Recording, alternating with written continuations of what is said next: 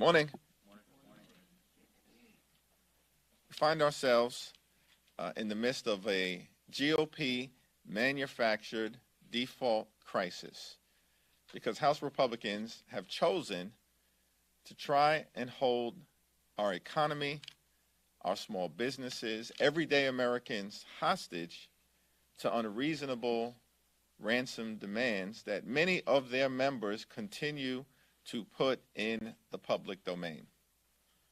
The extreme MAGA Republican position continues to be, for many of their members, that we need draconian cuts to Medicaid for disabled children and seniors throughout the country. We need draconian cuts to education, draconian cuts to health care, draconian cuts to law enforcement, draconian cuts to homeland security, and draconian cuts to food and nutrition programs that benefit millions of food insecure Americans.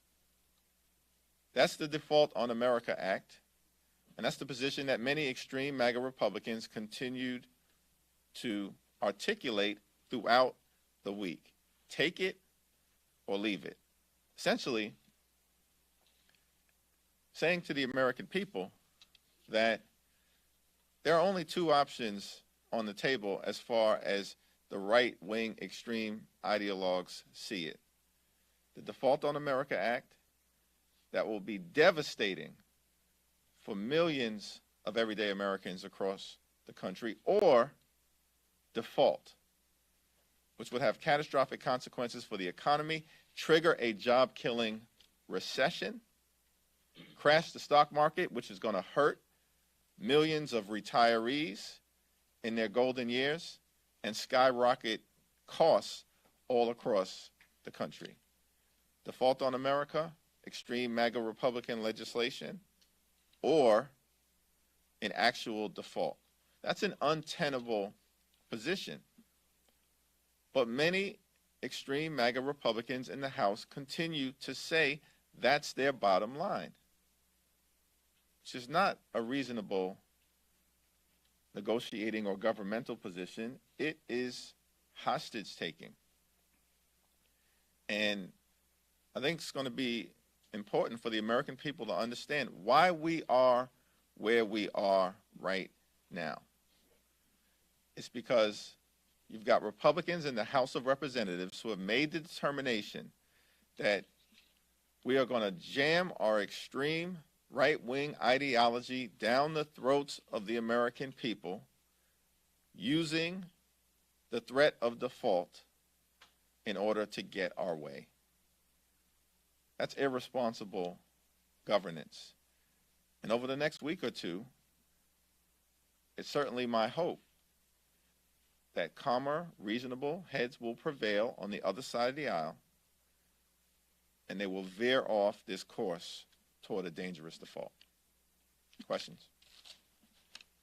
Thank you, Congressman. Now, yesterday, Cori Bush, he introduced a bill calling for $14 trillion in reparations for Black Americans. However, critics are concerned that the bill won't pass due to GOP opposition. So my question to you is, why do you think so many people on the right oppose the call for reparations? Well, I haven't taken a look at the bill that Representative Bush introduced, so I can't comment on its merits up or down. But we know generally that the American people want to see opportunity created in every single zip code. That's my objective in this position that I'm privileged to hold. We want to uplift everyone and, of course, make sure that we deal with injustice, whether that's racial injustice, social injustice, or economic injustice, wherever it's found. There's reporting out today from Politico that one of Speaker Emerita Pelosi's family members has been assisting Senator Feinstein with her return to the Capitol. From what you've seen so far from Senator Feinstein returning to the Capitol, are you confident that she can do the job of senator? And any comments on the relationship between those two families, the Pelosi and Senator Feinstein? Well, I have nothing but the greatest degree of respect both for the Pelosi family, as well as for Senator Feinstein. You said recently that 2 weeks is not enough time to negotiate a responsible debt limit deal. Does the president leaving the country add any additional complications to that? What was the comments that you indicated that I made? The president leaving the country. Right. No, the precursor. Just wanted to make sure You that said I 2 understood. weeks is not enough time for a responsible deal. No, I don't believe I have made that statement. What I've said is that it's not responsible for extreme MAGA Republicans to adopt a take it or leave it approach in a situation where we've got divided government, and that it's important to do what the country has always done under Democratic presidents and Republican presidents, which is to make sure that America always pays our bills without partisanship, gamesmanship, or brinksmanship. At the same time, we can have a conversation about what the appropriate degree of spending or revenue or investment should be made to protect the health, safety, and economic well-being of the American people. We're in a situation now where that has to be done over the next few weeks to avoid a catastrophic default. So in that 2-week period of time, we don't have the luxury of partisan gamesmanship, brinksmanship, or the effort to try to extract deep, painful cuts related to the American people in order to avoid a default. Thank you, Leader.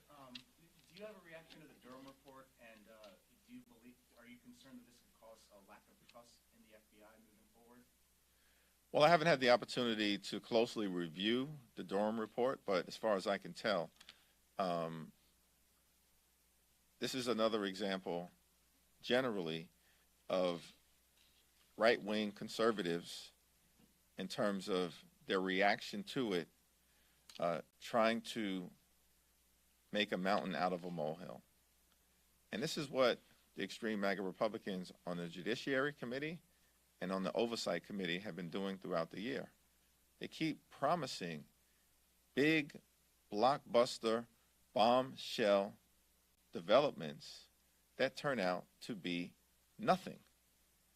And all we've seen from extreme MAGA Republicans in terms of their oversight work are fishing expeditions, big, baseless conspiracy theories, and efforts to protect the insurrectionist in chief who they continue to bend the knee to down at Mar-a-Lago.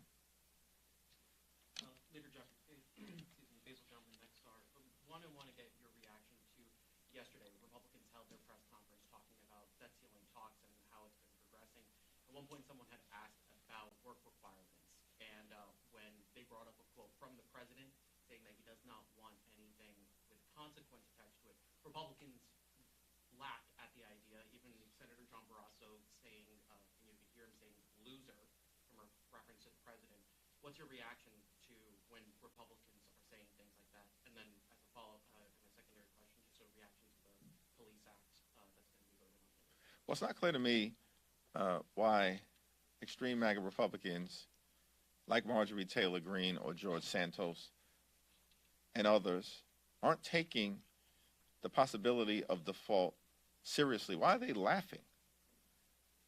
When the health, the safety, and the economic well-being of the American people are at risk because of an effort by right-wing extremists to drive us toward a dangerous default.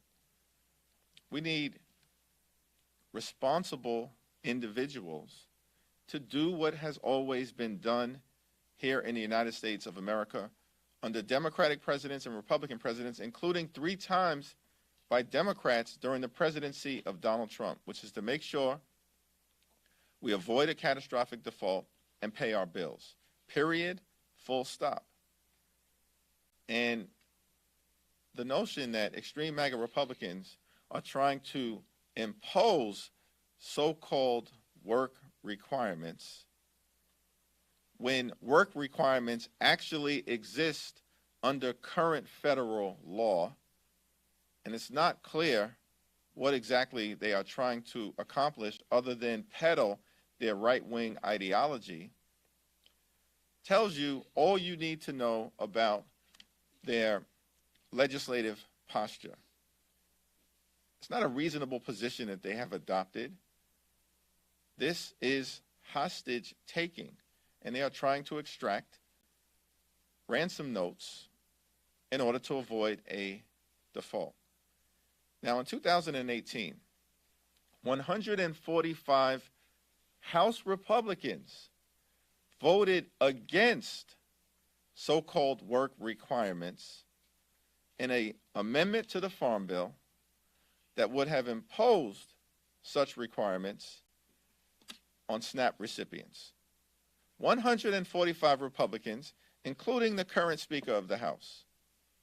So the notion that they want to now lecture us in the context of trying to avoid a default about so-called work requirements is extreme and irresponsible. If they want to have a discussion about SNAP, about TANF, about Medicaid, or other issues, let's have that discussion during the normal legislative process or in the context of the Farm Bill. But we've continued to make clear as House Democrats that so-called extreme work requirements that these MAGA Republicans want to try to impose as a ransom note are a non-starter. Period. Full stop. In terms of their messaging legislation with respect to law enforcement later on today on the House floor, how dare these extreme MAGA Republicans try to lecture anyone about standing with law enforcement?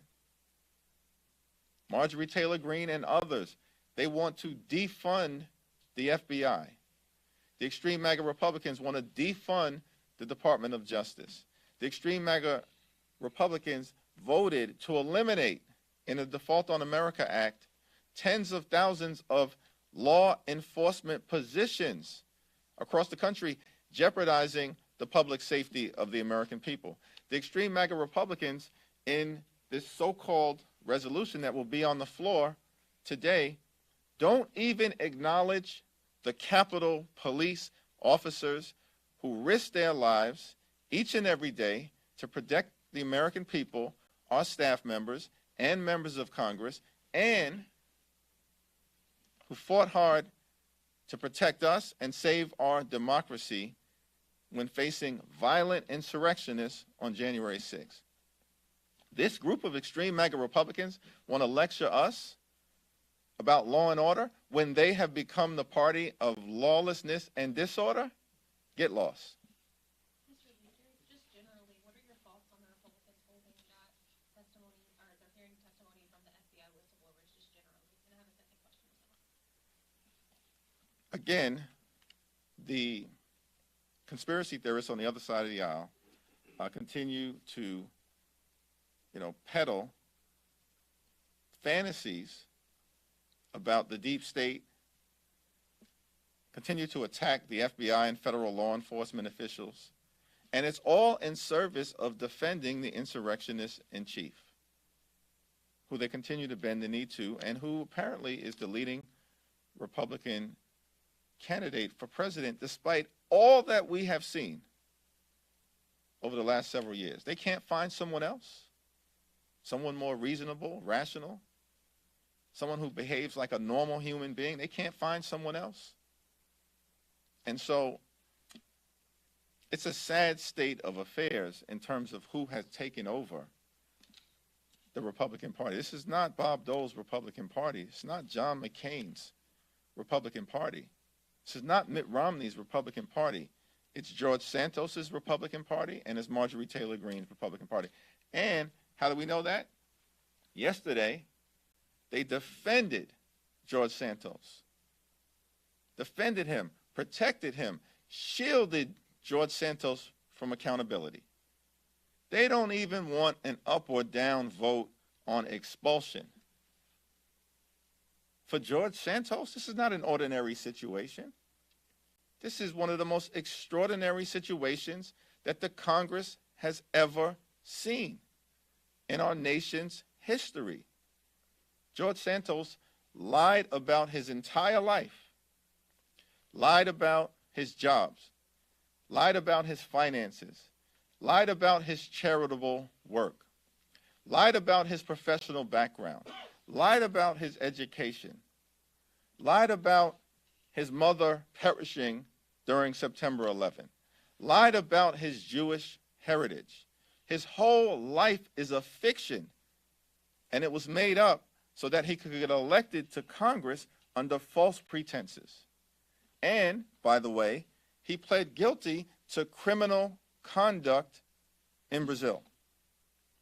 And notwithstanding that entire parade of horribles of a life resume, George Santos was protected and defended and coddled by House Republicans, many of whom, including so-called moderates in New York, promised accountability, but the first opportunity they got to prove whether they meant what they said, these so-called moderates voted with the extremists, as they always do, to shield and defend and coddle George Santos.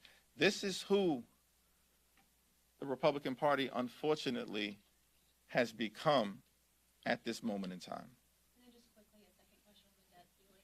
Is there anything in the Republican plan that Democrats would be willing to accept, such as rescinding unspent COVID money, for example? The plan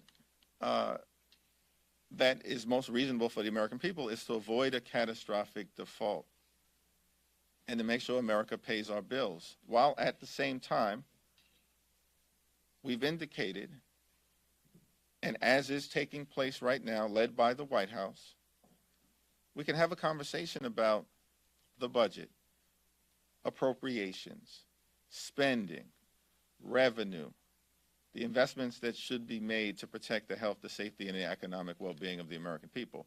So I don't want to get out ahead of the White House in terms of the ongoing negotiations. I'm thankful to President Biden for his leadership in continuing to move us to a better place.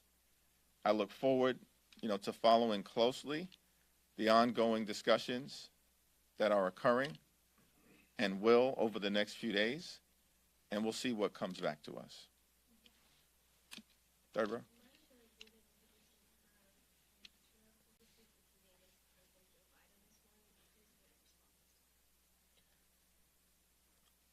So I think it's an incredible contrast that on Wednesday, extreme MAGA Republicans in the House defend, coddle, and continue to play footsie with serial fraudster George Santos.